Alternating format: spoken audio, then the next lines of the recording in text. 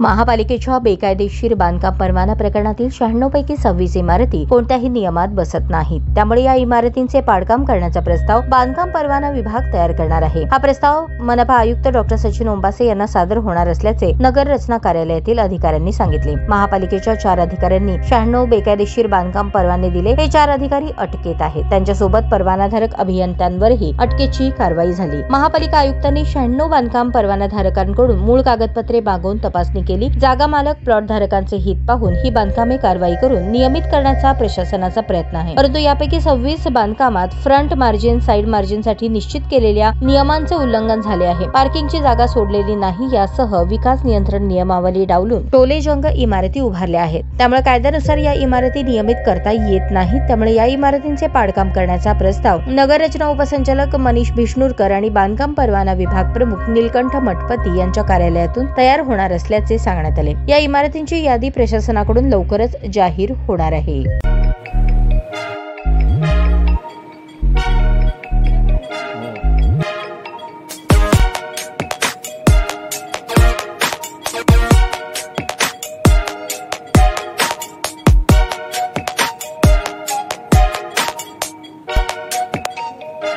सोलापूर शहरातील सुप्रसिद्ध हॉस्पिटल म्हणजे सेंट्रल मल्टी स्पेशालिटी हॉस्पिटल मागील अनेक वर्षापासून सेवा बजावत आहे। 24 तास इमर्जन्सी सर्व्हिस, मॉडर्न टेक्नॉलॉजी, अनुभवी डॉक्टर्स तसेच अत्याधुनिक तंत्रज्ञान सुविधांनी सुसज्ज स्त्रीरोग प्रसूती विभाग, ऑर्थोपेडिक विभाग, मेडिकल विभाग आणि इतर एकमेव नाव म्हणजे सेंट्रल मल्टी स्पेशालिटी हॉस्पिटल। पत्ता गणेशपेठ शॉपिंग सेंटर, मंगळवार बाजार, सोलापूर।